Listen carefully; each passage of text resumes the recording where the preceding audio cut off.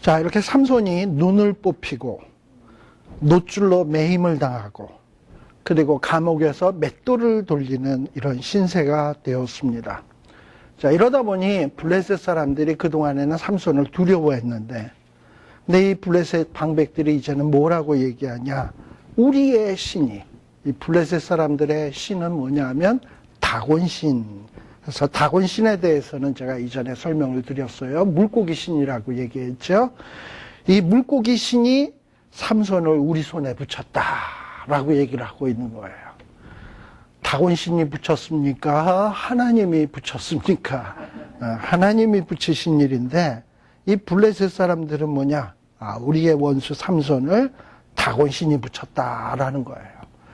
다곤신이 얼마나 별 볼 일 없는 신인지 블레셋 사람들은 한번 경험을 했잖아요. 뭐냐 하면 정말 언약궤가 이 블레셋에 넘어와서 다곤신전을 초토화시키고 또 에글론 블레셋 지방들을 돌아다니면서 완전히 다 독종으로 그냥 무참히 짓밟았잖아요. 그렇게 해서 한번 당했음에도 불구하고 하나님의 얼마나 대단한 분인지 깨달았음에도 불구하고 지금 또 뭐라 그러냐? 우리의 신이 삼손을 우리 손에 붙였다, 이렇게 생각을 하고 있는 거예요. 그리고서는 이 다곤신에게 큰 제사를 드리고 즐거워하고 축제가 벌어지게 된 거지. 자, 그리고 백성들도 삼손을 보았어요. 그리고 백성들은 뭐라고 얘기하냐? 아까 조금 전에 얘기하는 블레셋 사람의 방백들이 한 얘기고요. 백성들은 뭐라고 얘기하냐? 삼손이 우리의 토지를 헐었다. 그리고 우리의 많은 사람을 죽였다. 요 두 가지 얘기는 뭐에 대한 얘기냐? 토지를 헐었다라는 얘기는 삼손이 여우 300마리를 잡아가지고 쌍으로 해가지고 횃불 하나씩 해서 횃불 150개 해가지고 그냥 불 지른 거 아시죠? 그래가지고 이 블레셋 사람들의 그 토지를 완전히 그냥 잿더미를 만들어 버렸거든. 그러니까 이 토지를 헐은 거가 되는 거고, 또 우리의 많은 사람을 죽였다라는 것은 뭐냐면 삼손이 나귀 턱뼈를 가지고 엔하골에, 아까 라마레히 그 아시죠? 거기에서 1000명의 사람들을 죽인 일, 이런 일을 생각하고 있는 거예요. 근데 이 일에 대해서 블레셋 사람들은 잊을 수 없는, 삼손에 대해서 공포심을 가질 수밖에 없었던 두 가지 중요한 사건이었던 것 같아요. 근데 참 뭔가 이렇게 삼손의 스토리를 보면서 뭔가 이렇게 떠오르는 게 있는데, 기드온 사건이 조금 떠올라요. 기드온 때에도 몇 명의 용사? 그 다음에 기드온 때에도 무기 가운데 뭐가 있었죠? 항아리도 있었고 횃불도 있었죠. 그러면서 뭔가 삼손 때 이 이방인들을 혼내주는데 300이라는 숫자가 사용되고 있고요. 또 횃불이라고 하는 것이 사용되고 있는 것이 묘하게 이렇게 연상되는 이런 장면이라 이 말이에요. 자, 그러면서 이 삼손이 블레셋 사람들의 마음을 서늘하게 했는데, 이번에는 그냥 여인 한 명을, 블레셋 군인이 동원되지도 않고 여인 한 명을 가지고 그냥 삼손을 무참하게 무너뜨렸지.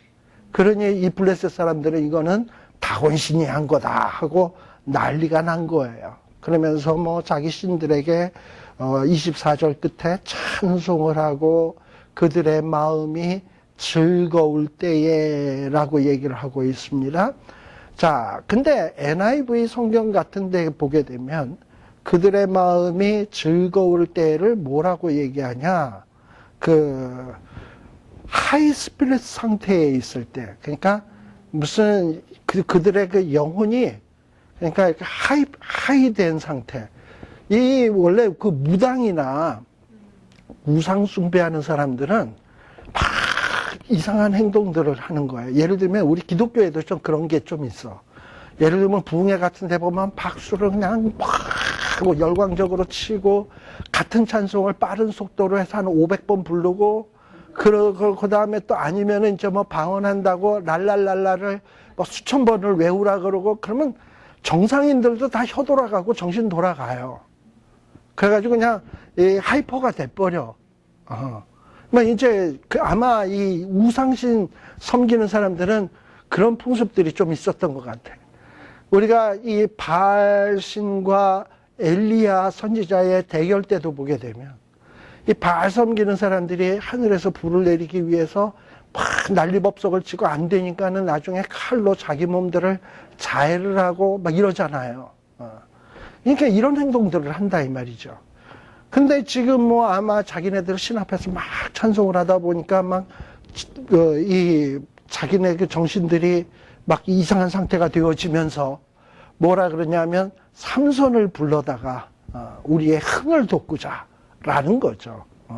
삼손을 불러다가 자 그래서 삼손이 그들을 위하여 불리움 받아가지고 나와서 뭘 했다? 제주를 부리니라 라고 돼 있어요. 뭐 삼손이 나와가지고 뭐 블레셋 사람들 앞에 나서 둥근 해가 떴습니다 뭐 이런 걸 했을까요? 그런 게 아니고 여기서 보면 제주를 부르니라 라는 말이 25절에도 나오고요. 그리고 또 여기에 보게 되면 삼손이 좀 또 제주를 부린다라는 말이 끝부분에도 좀 하나 나와요. 27절에 보면 3,000명가량이라 삼손이 다 제주 부리는 것을 보더라 하면서 삼손이 제주 부리는 내용이 뭐냐 하면 28절에서부터 이 30절에 나오는 내용 있죠? 바로 그 내용이에요. 그러니까 삼손과 같은 이스라엘의 영웅을 완전히 비참한 두 눈 뽑힌 상태로 어떤 끌어내서 자기네들이 끌어내는데 삼손이 끌려 나오는 거지. 그래가지고 비참한 신세로 있는 모습 그 자체가 블레셋 사람들에게는 즐거움이라. 왜냐하면 자기네들의 토지를 황폐화시키고 그리고 또 뭡니까? 자기네 자녀들을 그냥 무참히 도륙한 이 삼손이 이제는 자기네들 앞에서 눈이 뽑히고 그리고 완전히 짐승처럼 맷돌이나 가는 신세인데 짐승 끌려 나오듯이 나와서 블레셋 사람들 앞에 서 있다는 그 자체만으로도 이것은 블레셋 사람들에게 뭐가 되는 거냐면 즐거움이 되는 거예요.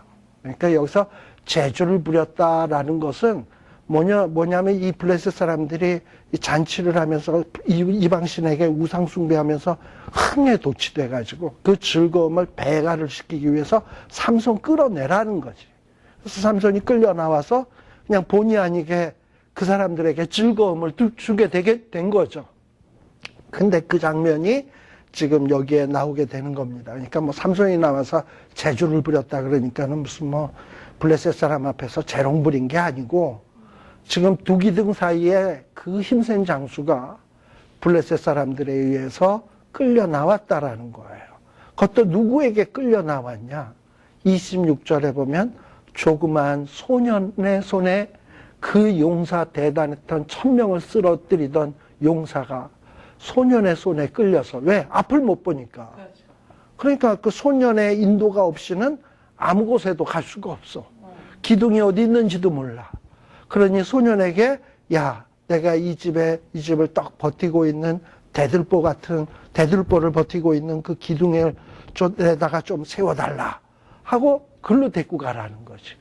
그런 기둥은 보통 어디에 있을까요? 제일 한가운데 있거나 뭐 그러겠죠. 자 그래서 그 한가운데 있는 그 기둥 사이에 딱 서게 되고 그리고 거기에 있는 모여든 사람이 얼만큼이냐 방백도 있고 그러니까 각 도시의 대표적인 시장들도 거기 있고 남녀가 3,000명 그리고 다 삼손의 제주 부리는 것을 보더라. 그래서 이 삼손이 무슨 뭐 특별한 제주를 뭘 부리겠습니까? 끌려 나오는 것 자체가 제주인 거야. 자, 근데 끌려 나와서 기둥에서 삼손이 뭘 합니까? 하나님 앞에 부르짖고 있어요. 그래서 여기에 보면 여호와께 부르짖는다라는 거예요. 자, 그런데 이 삼손은 그 하나님을 뭐라고 부르고 있냐 하면은 여호와께 부르짖어 가로되라고 이야기를 하고 있어요. 그거를 여러분들이 조금 주의 깊게 볼 필요가 있습니다. 여호와라는 얘기는 무슨 얘기냐면 약속을 하시면 이루시는 하나님이세요. 약속한 것을 지키시는 하나님 할 때 본인의 이름을 여호와라 칭하게 되는 거예요. 자, 그런데 이런 삼손이 뭐 하는 겁니까? 여호와께 부르짖어 가로되. 우리 알다시피 역대하 7장 14절, 역대하 7장 14절,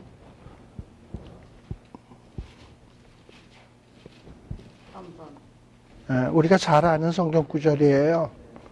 7장 14절 15절 말씀 우리 같이 한번 읽어봅시다. 내 이름으로 일컫는 내 백성이 그 악한 길에서 떠나 스스로 겸비하고 기도하여 내 얼굴을 구하면 내가 하늘에서 듣고 그 죄를 사하고 그 땅을 고치리라. 이곳에서 하는 기도에 내가 눈을 들고 귀를 기울이니. 자, 이게 뭐냐면 하나님의 약속이에요. 우리가 구별된 모습을 망각하고 정말 그 구별된 어떤 이런 모습을 다 잃어버리고 밑바닥까지 내려갔다 이 말이죠. 그런데 그 순간이라도 내가 잘못했구나. 그래서 하나님 앞에 겸비하고 그리고 그 악한 길에서 떠나서 하나님을 향하여 기도하고 하나님의 얼굴을 구하면 하나님 나에게 외면하지 마시고 나를 다시 한번 봐주시옵소서 하고 하나님 앞에 구하면 하나님은 뭐라고 약속하고 계시냐? 그러한 기도를 내가 하늘에서 듣겠다. 그리고 어떻게 한다? 그 죄를 사하겠다. 그리고 고쳐주겠다. 이게 하나님의 약속이에요. 근데 이 하나님은 이 약속을 반드시 지키겠다라는 표현으로 자기의 이름을 뭐라고 계시하냐면 여호와로 얘기하는 거예요.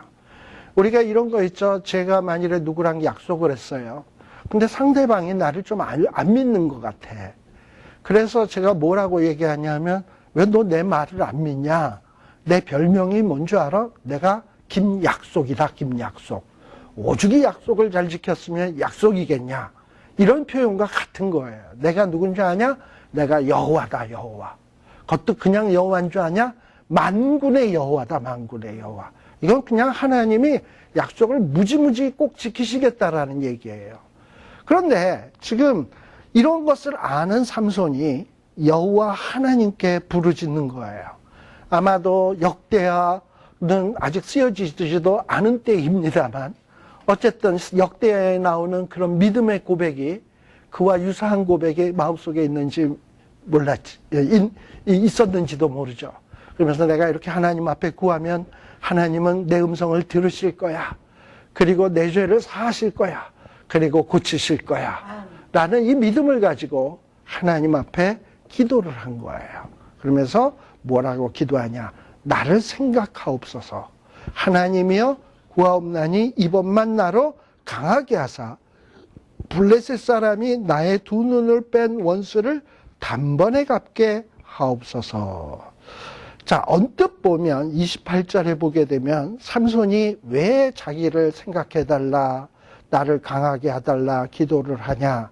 그 이유에 해당되는 절이 마치 28절 끝부분에 내 두 눈 뺀 거, 이 왼수 단번에 갚게 하여 주옵소서 라고 생각되시잖아요. 그러니까 눈을 뽑히는 그 순간서부터 이것들 봐라, 내 눈을 뽑아서 내가 죽여버리고야 만다, 이를 갈았던 것처럼 보일런지 모르는데 그것보다는 아마도 삼손이 두 눈이 뽑히면서 뭔가 새로운 것이 보이지 않았을까라는 생각이 들어요. 이렇게 블레셋 사람들이, 이 하나님을 믿지 않는 백성들이 이렇게 하나님의 백성인 이스라엘 백성들을 유린하고, 그리고 또 뭡니까? 지금 마치 자기가 붙잡힌 것이 다곤신이 무해서 된 것처럼, 이건 다 하나님이 하신 일인데, 그러면서 하나님의 이름이 땅에 떨어지고 하나님의 백성들이 그야말로 땅에 떨어지는 이것이 참을 수 없었던 것이 아니겠는가. 그래서 단순히 두 눈 뺀 것보다는 그래서 이 일에 대해서 원수를 갚게 해달라. 그리고 또 하나는 또 뭐냐 하면 삼손이 태어날 때 우리가 삼손 스토리 13장에 보게 되면 마누아의 아내가 이 삼손이 태어나게 되면 어떻게 될 건지를 하나님으로부터 계시로 받게 되죠. 우리가 13장에 보시게 되면 뭐가 있었더라. 13장에 보시게 되면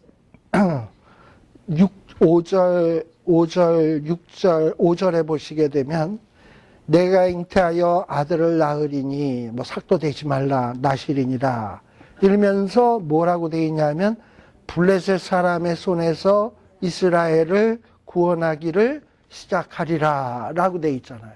삼손이 해야 되는 가장 중요한 일이 뭐냐면 이스라엘 사람들을 블레셋 사람의 손에서 구원하기를 시작하는 일이에요.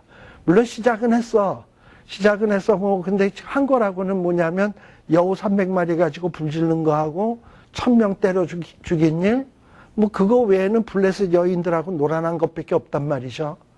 그러니 자기가 생각해도 이거 뭔가 내 사명은 뭐냐면 블레셋 사람의 손에서 이스라엘을 구원하는 게 이게 내 일인데 지금 뭐 블레셋 사람에서 구원하기는 내기는커녕 블레셋의 여인 한 사람에 의해서 자기 인생이 끝나게 되었고 또 그 일로 인해서 이제 블레셋 사람들에게 이스라엘 백성들은 더더욱 지배를 받게 되었으니 삼손이 얼마나 마음이 답답하고 하나님 앞에서 죄송스러웠겠습니까? 하나님이 나에게 이렇게 나시린으로 태어나게 하시고 그동안 힘주시고 여러 가지 은혜 베푸신 것이 다 이를 위함이었는데 해놓은 게 없잖아. 해놓은 게 없으니까 이런 어떤 여한을 품고선 하나님 이번 한 번만 어떻게 이러고서 하나님 앞에 기도한 거죠. 그래서 단번에라도 이것을 하게 해 주옵소서. 나 더 이상 사는 거 원치도 않습니다. 그냥 단번에 갚게 해달라. 그리고 또 30절에 보면은 나는 그냥 블레셋 사람에게서 구원하기를 시작하는 게 내일이니까 이참에 그냥 블레셋 사람하고 함께 죽기를 원하나이다. 그러면서 뭐 더 살기를 원했던 것 같지는 않아요, 삼손이. 그러면서 어쨌든 이번 한 번만이라도 하나님 앞에 쓰임받게 해달라는 기도를 하는 거죠. 그러니 삼손은 어떻게 보면은 블레셋과 함께 놀다가 블레셋과 함께 죽은 인생이야. 그렇잖아요. 어떻게 보면 좀 삼손의 삶이 그랬던 것 같아요. 자, 그래서 이 블레셋 사람하고 함께 죽기를 원한다. 이러면서 하나님 앞에 기도하고 29절에 보면 기둥 하나에 왼손, 기둥 하나에 오른손으로 의지하고 30절에 보면 힘을 다해서 몸을 딱 굽히니까 그 집이 무너져서 방백에게도 덮치고 백성에게도 덮치고 그리고 삼손이 죽은 때에 죽인 자가 살았을 때에 죽인 자보다 더욱 많았더라. 그러니 굉장히 많은 사람이 죽은 거겠죠. 그래서 엄청 많은 사람이 죽은 거예요. 자, 근데 이 일로 인해서 블레셋 사람들이 깨달은 것이 무엇이냐? 이전에 언약궤 사건에서도 여호와가 얼마나 대단한 하나님인가 하는 것을 실감했잖아요. 그리고 난 다음에 뭐 또 실감했어도 블레셋 사람들은 시간 좀 지나면 정말 여호와가 그랬을까 또 그래가지고 또 그걸 또 망각하고 또 이스라엘 백성들을 쳐들어왔잖아요. 그랬는데 하나님이 또 삼손을 세우셔가지고 블레셋 사람들을 혼내줬잖아요.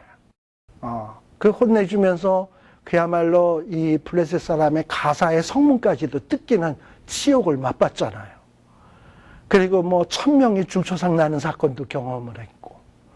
그래서 이제 삼손이 잡히는 그 순간 다곤신이 이겼나 보다 생각을 했는데 또 삼손이 기둥을 이렇게 양손으로 의지하고 여호와 하나님이야 하고 또 이렇게 기도했겠지. 그러고서 몸을 굽히니까 이게 와르르 무너지는 그 순간 블레셋 사람들이 뭘 생각했겠습니까? 그 신전이 다곤 신전인데 여호와 앞에서 와르르 무너지는 그 모습을 보면서 여호와에 대해서 얼마나 공포와 두려움을 갖게 되었냐 이 말이죠. 그것을 우리가 느낄 수 있는 게 무엇이냐 하면 31절이에요. 그의 형제와 아비의 온 집이 다 내려가서 어디로 내려갔겠습니까? 지금 삼손의 시체는 어디 있다고요? 블레셋 사람의 그 신전에 부서진 신전 한가운데 어디 시체 더미에 같이 깔려 있을 거 아니에요. 그러니 그건 블레셋 한복판의 땅이거든요. 근데 그곳에 누가 갔냐 하면 이스라엘의 부모, 그 다음에 아비의 이 친척들이 다 갔다. 그런데 아무런 블레셋 사람들의 제지를 안 받는다. 이상하지 않아요? 그렇잖아요? 근데 이 제지를 안 받은 이유가 뭐냐? 이 다곤 신전이 무너지는 것을 보면서 여기에 더 있다가는 여호와의 무서운 저주를 받을 수밖에 없겠다. 그래가지고 그 도시에서 블레셋 사람들이 다 도망가 버린 거야. 그러다 보니 거기는 이제 시체만 있고 블레셋 사람들은 개미새끼 한 마리 안 보이는 완전히 무주공산이 돼버린 거예요. 그러다 보니 그 사실을 알고 있는 겁 많은 이스라엘 백성들이 삼손의 시신을 수습하겠다고 그 블레셋 땅 한복판까지 갔는데 아무런 제지를 당하지 아니하고 시체 더미를 이거 들추고 저거 들치는데도 아무런 거기 누구야 이런 사람 하나도 없이 삼손의 시체를 수습을 해서 무사히 데리고 와서 시체를 가지고 소라와 에스다올 사이에 그 아비 마노아의 장지에 장사를 했다. 블레셋 사람들이 삼손이 그렇게 왼수였고 꼴배기 싫고 아주 미운 오리새끼 같은 삼손이었다면 블레셋 사람들이 어떻게 하겠습니까? 삼손의 시체를 그냥 멀쩡하게 내비두겠습니까? 막 그냥 12토막이든지 막 시신을 훼손을 하겠지? 예. 근데 아무도 감히 그럴 생각을 하지를 못한 거야. 그게 뭐냐면 이 블레셋의 다곤 신전에 부서지는 모습이 얼마나 무시무시하고 여호와의 진노, 삼손의 기도가 얼마나 드라마틱하게 응답되었는가. 그 장면을 블레셋 사람들이 눈으로 실제로 보면서 여호와에 대한 공포심, 두려움을 절감을 하게 되었다라는 거예요. 또 한편으로는 이스라엘 사람들은요, 이 자기네들이 죽어서 조상의 묘에 묻히는 것을 굉장히 소원을 해요. 조상의 묘에 묻히지 않는 것을 굉장히 불명예로 생각을 했었습니다. 그거를 알고 있는 이 삼손의 친척들이, 형제들이, 그래도 삼손이 우리를 위해서 싸웠는데, 삼손이 우리를 위해서 목숨을 다했는데, 우리가 걷어주지 않으면 누가 걷어주냐. 어떤 삼손에게 대해서 빚진 자의 심정을 가지고 이 삼손의 시신을 수습해다가 이 조상들의 묘에다가 삼손을 장례를 치러줬다라는 얘기인 것입니다. 근데 아무튼 이런 어떤 삼손의 이야기를 통해서 결국은 삼손의 어떤 이런 일생을 통해서 하나님은 이스라엘 백성들을 블레셋의 손에서 구원하기 시작한 거예요. 그야말로 마노아의 아내에게 약속했던 일을 시작한 겁니다. 그런데 이 블레셋의 손해로부터 완전히 이스라엘 백성들이 벗어나게 된 것은 언제부터인가 하는 것은 다윗 왕 때예요. 다윗 왕 때 비로소 이 일이 이루어지게 되는 겁니다. 다윗 왕은 BC 언제적 사람이냐면 BC 한 1000년, 사울 왕이 BC 한 1050년, 그리고 사사시대가 언제냐? 우리가 BC 1400년도, 1446년도가 출애굽한 해고요. 그리고 그 다음에 1446년. 그 다음에 한 1406년이 뭐냐? 1406년이 이스라엘 백성들이 가나안 땅에 도착한 거고요. 그리고 가나안 땅에 도착해서 한 6년 내지 7년 동안 무슨 일이 벌어지게 되냐? 가나안 정복전쟁, 여호수아와 더불어서 가나안 정복전쟁이 벌어지게 돼요. 그게 한 1400년 이 정도 되게 되는 거예요. 그리고서 여호수아가 다스리는 날 동안에 이제 그 기간이 벌어지잖아요. 여호수아가 한 10 몇 살이었더라? 여러분들도 보시게 되면 여호수아 20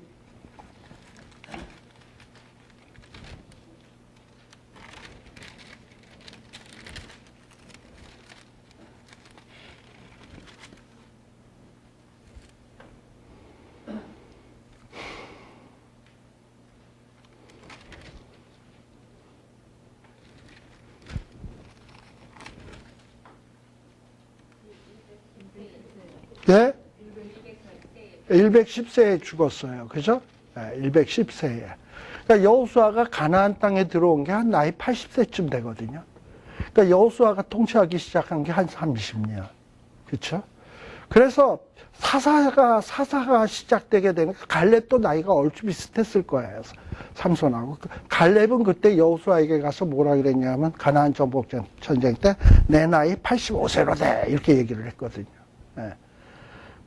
그러고서는 이제 누가 첫 번째 사사냐 하면은 우리가 알다시피 갈렙의 딸의 남편 오니엘 아시죠?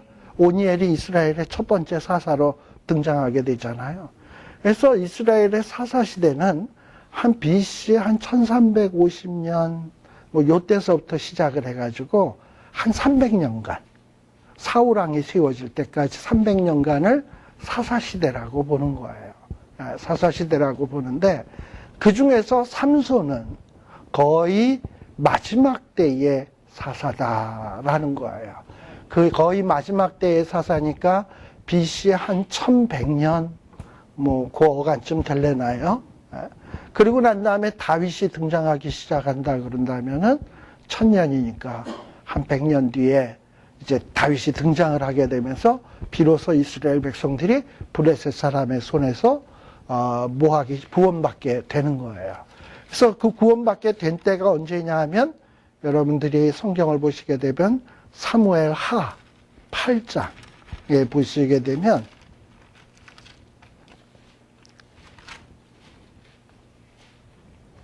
사무엘 하 8장 1절에 보게 되면 이후에 8장 1절에 보면 이후에 다윗이 블레셋 사람을 쳐서 뭘 받고? 항복을 받고 블레셋 사람의 손에서 메덱 암마를 빼앗으니라 이러면서 이 블레셋에게 완전히 항복을 받고 블레셋을 이 다윗 시대에는 이스라엘 나라의 속국으로 삼게 되는 거야. 그러니까 이스라엘 마치 일본이 옛날에 우리 대한민국을 점령을 하고 자기네들의 속국을 삼았던 것처럼 이스라엘 나라가 블레셋을 점령을 하고 속국을 삼아서 조공을 받고 세금을 받고 통치하게 되는 일이 다윗 때 비로소 이루어지게 되는 거예요. 그래서 여러분들이 어떤 요 사사기의 역사가 어떻게 이렇게 변해가는지를 조금 여러분들이 생각해 볼 필요가 있습니다. 자, 그리고 요 사사기 17장에서부터는 17, 18, 19, 20, 21장까지가 사사기 나머지 부분인데요. 그러니까 총 몇 장입니까? 17, 18, 19, 20, 21, 5장. 요 5장은 어떻게 보면 사사기의 부록이라고 할 수 있는 내용이에요.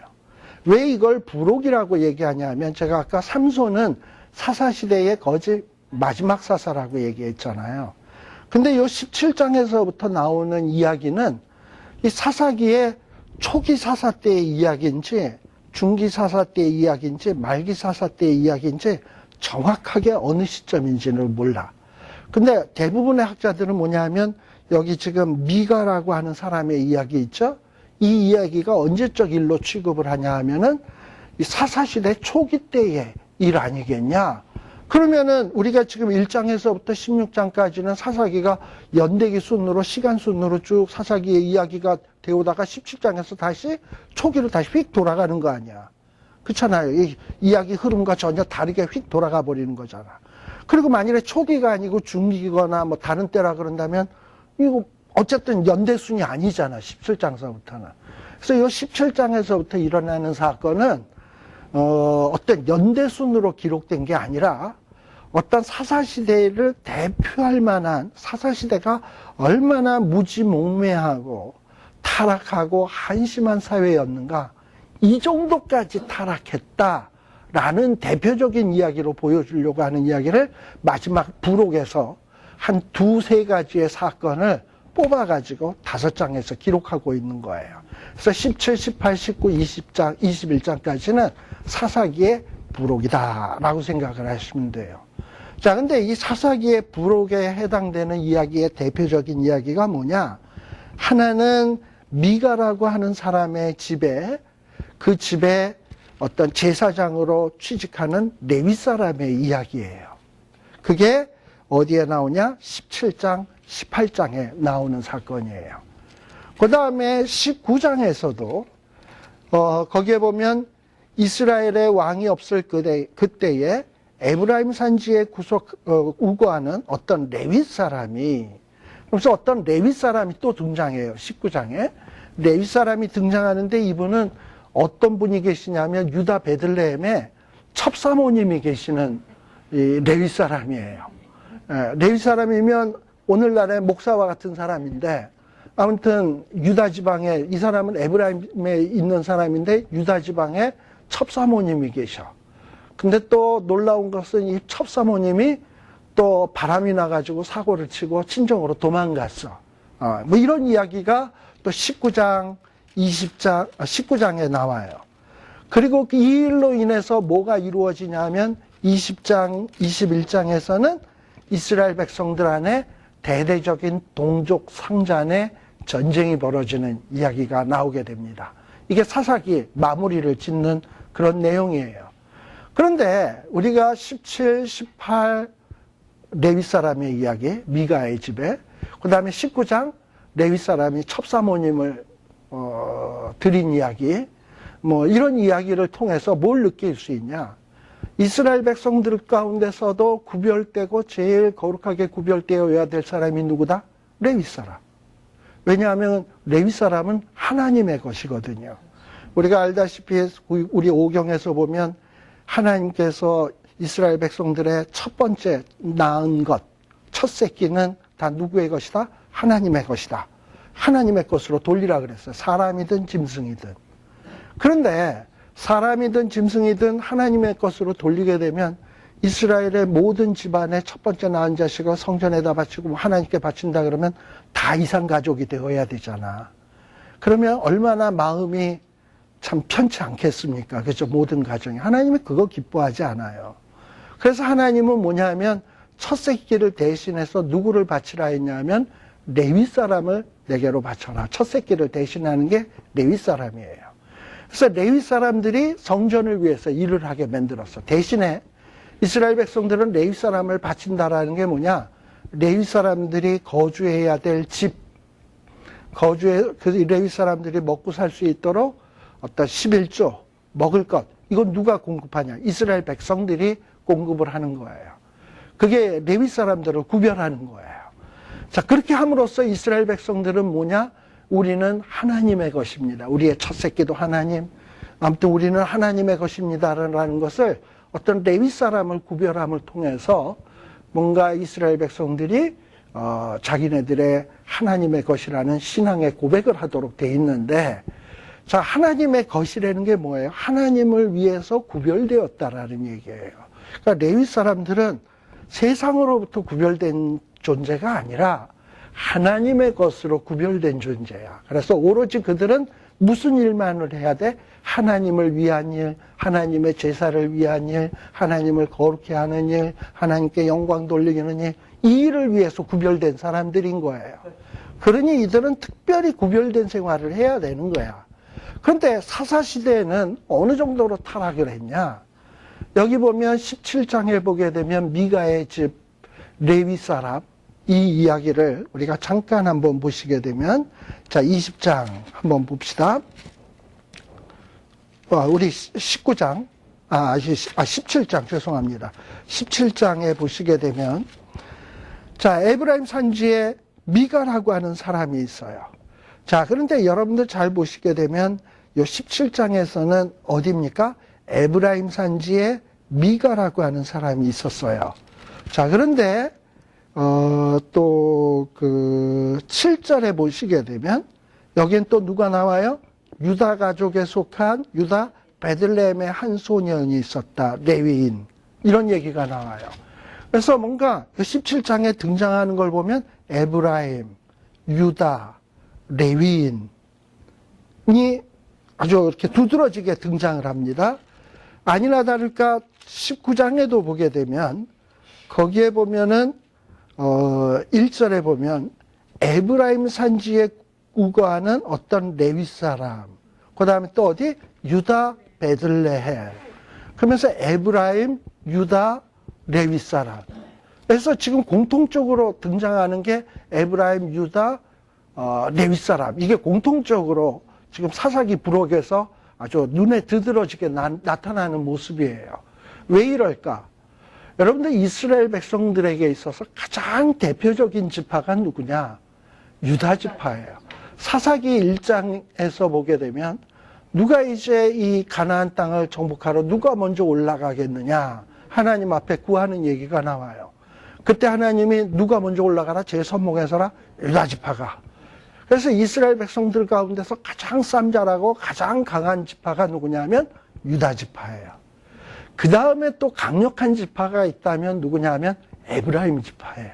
요셉 지파 가운데 에브라임 지파. 그래서 이 에브라임 지파도 뭔가 대단한 지파입니다. 그래서 나중에 보게 되면 이 유다 지파와 에브라임 지파 사이에는 묘한 갈등이 존재합니다. 과연 이스라엘 안에서 누가 제일 강력한 지파인가? 그래서 에브라임 지파는 틈만 나면 자기네들의 주가를 높이려고 항상 이렇게 앞으로 나서는 것을 보게 돼요. 우리가 알다시피 기드온 때에도 전쟁에 승리하고 난 다음에 왜 우리를 안 불렀냐, 왜 이렇게 우리를 무시하냐 이러고 나섰던 거 기억하시죠?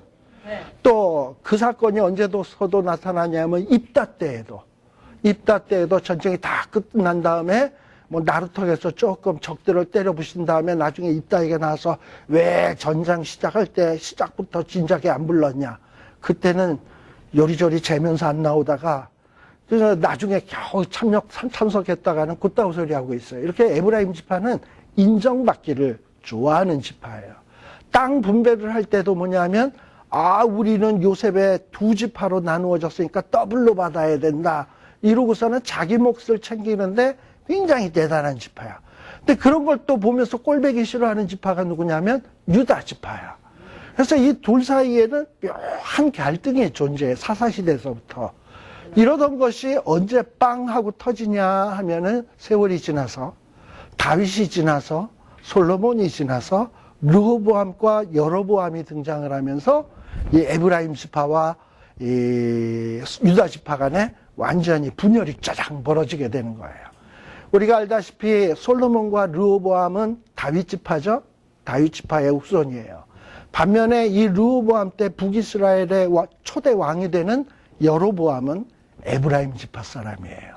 자, 그러면서 이 에브라임 지파가 이 북이스라엘의 초대 왕이 될 정도로 이스라엘 안에서는 영향력이 강력한 지파입니다. 자, 그러니 이 에브라임 지파, 유다 지파는 그야말로 12지파 가운데서 어떻게 보면 정치적으로 군사적으로 대표할 만한 지파라고 할 수 있습니다. 반면에 레위 지파는 어떤 지파냐? 종교적으로 신앙적으로 이스라엘을 대표할 만한 지파인 겁니다.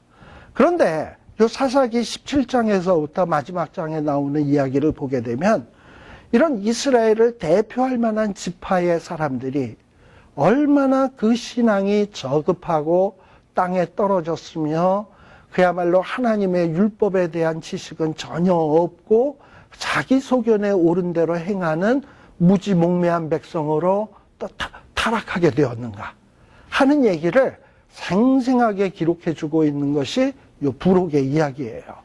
그리고 이 부록의 이야기 마지막 부분에서는 동족 상잔의 비극이 벌어지면서 결국에는 이스라엘의 정말 제일 막내 아들 지파 베냐민 지파가 그만 12지파에서 멸절될 뻔한 위기에 진멸하게 되는 이야기로 끝이 나게 되는 겁니다.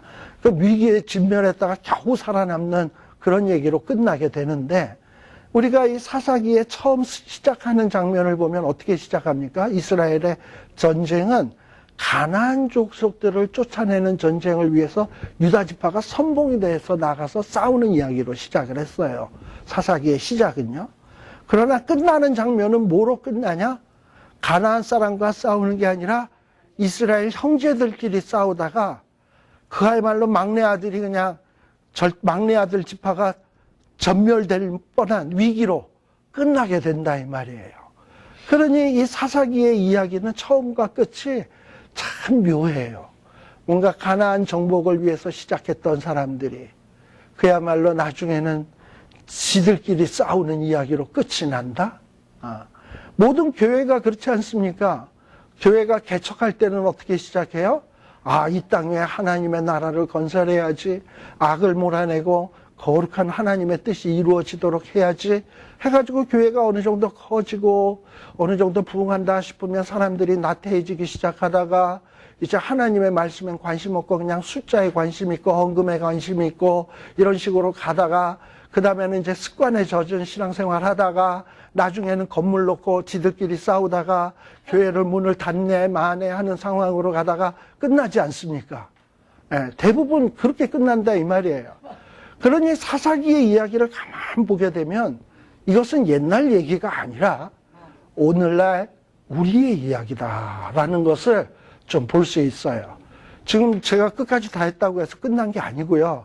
다음 시간에 17장서부터 조금 더 세밀하게 얼마나 과연 그러면 이스라엘 백성들이 이렇게 처절하게 사사시대에 타락했는가 하는 내용은 살피도록 하겠습니다.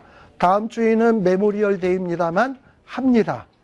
그러나 그 다음 주에는 한 주만 쉽니다. 꼭 기억하십시오. 기도하겠습니다. 하나님 아버지 감사합니다. 참으로 사사기의 말씀을 통해서 오늘날 우리들이 어찌 살아야 하는지 깨우쳐 주시니 감사합니다. 아버지 하나님께서 우리를 피로 값주고 사시었습니다. 이스라엘 백성들을 6월절 어린 양의 피로 애굽의 손에서 샀던 것처럼 우리는 그리스도의 피로 하나님께서 우리를 사셨는데 고로 우리는 하나님의 것인데 우리의 삶을 보면 하나님의 것답게 어떤 이런 구별된 모습이 없습니다. 아버지 하나님, 참으로 우리가 왜 살아야 되는지, 무엇을 위해서 살아야 되는지, 무엇을 위해 우리가 가장 신경을 쓰며 힘을 기울여야 되는지 하나님의 말씀 앞에서 다시 한번 반성해 보게 하여 주시고 참으로 우리가 하나님의 것으로 구별된 모습을 회복하는 저희들이 되게 하여 주시옵소서.